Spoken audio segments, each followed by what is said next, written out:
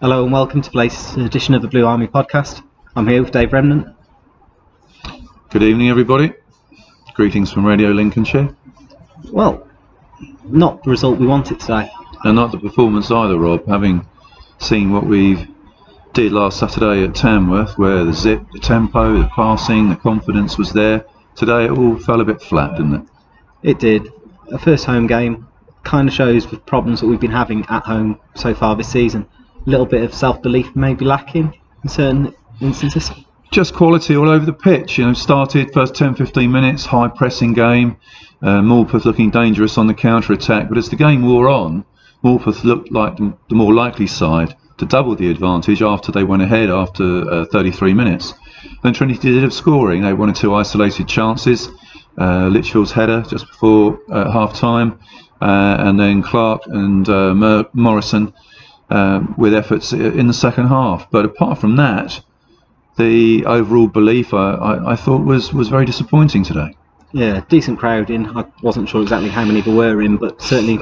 Yeah, first game at home for Curtis Woodhouse, as manager, and for a lot of the players, it was their home debut as well.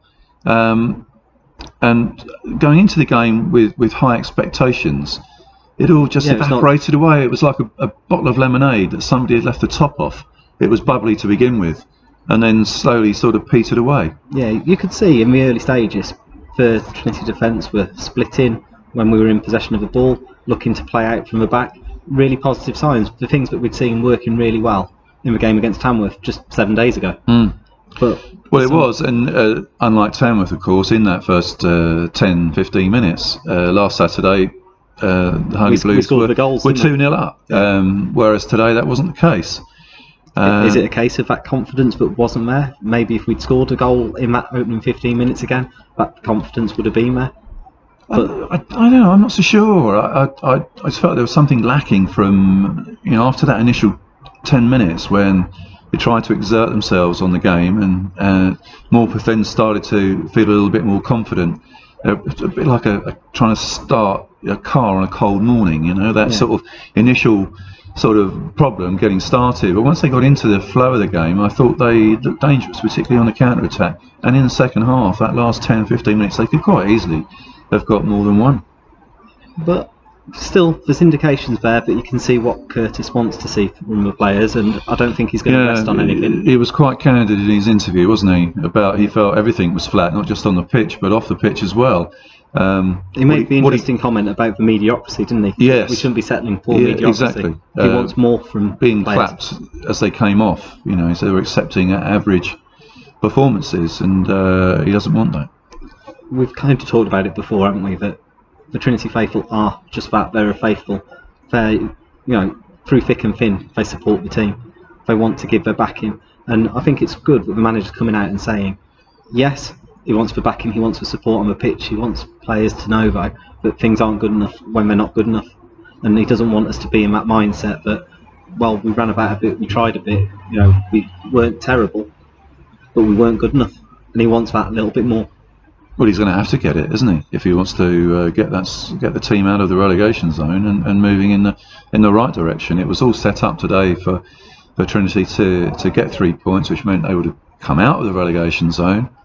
It's still tightly packed there and sort of lower mid-table, but important sequence of games now, Rob. We've got some league matches at home. All right, distraction, hindrance, alternative next Saturday.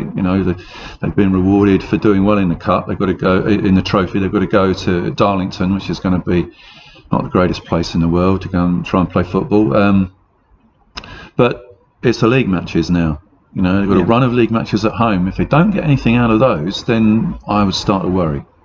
Yeah, we can see that there's a nucleus there, a very good squad, and it's just getting those results on paper now. Well, it's lots of new players. They've got to start gelling to the formation and the style of play that the new manager wants. It's always going to take a little while for 7 players now he's brought in. Yeah. I can see 1 or 2 more coming in. I can see 1 or 2 more actually leaving. Yeah, it's going to take him time to get that balance right, though, isn't it? He's more than likely got to bring players in, but he can't do that unless he... Players he knows, but he's he's in danger of doing that, of having people here who he doesn't really feel are part of his plans. And until he the apple cart, won't it? It will, yeah. And until he gets the people that he wants, he can identify. I'm sure he's got a few in mind. Yeah.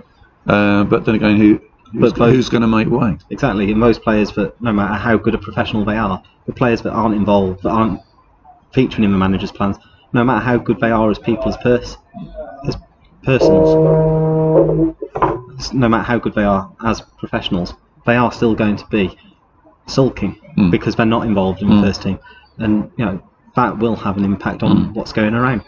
Curtis isn't the sort of person to let that get in his way. I'm sure he had a few sharp words at half time, because I think I would have done if I'd been a manager.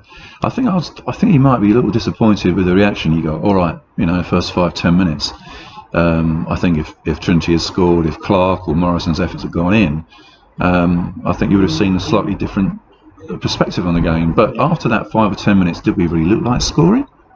Not really. Not really. And we looked more like conceding. Yeah. So I think he'd be really disappointed with the reaction that he didn't get from the players. But it's a line in the sand, isn't it? He's got that first game out of the way. He knows what to expect now at Gainsborough Trinity for a home game, and now it's up to him to try and mould that mindset. Yeah, we have got that distraction in the way next week. We've got Darlington away, but Darlington have got a big game in midweek as well.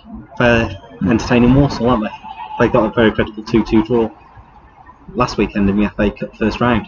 So maybe they've got one eye on that cherry. It could be. It could be one game too many for them. Sort of 3 matches in 7 days. So exactly, and that could go away to extra time and penalties before entertaining us. We'll see. But talking about FA Cup draws, FA Trophy draws, everything seems to be getting drawn away from home at the moment. Well, it does. Not just for Trinity as well. I feel for some of the Boston fans who's had to travel nearly 1,000 miles recently to follow their team. So it's. The draw hasn't been kind to Lincolnshire as a whole. Not absolutely. But anyway, we go on, we go forward. There's still plenty more games to play. Yeah, there is. Let's see what happens.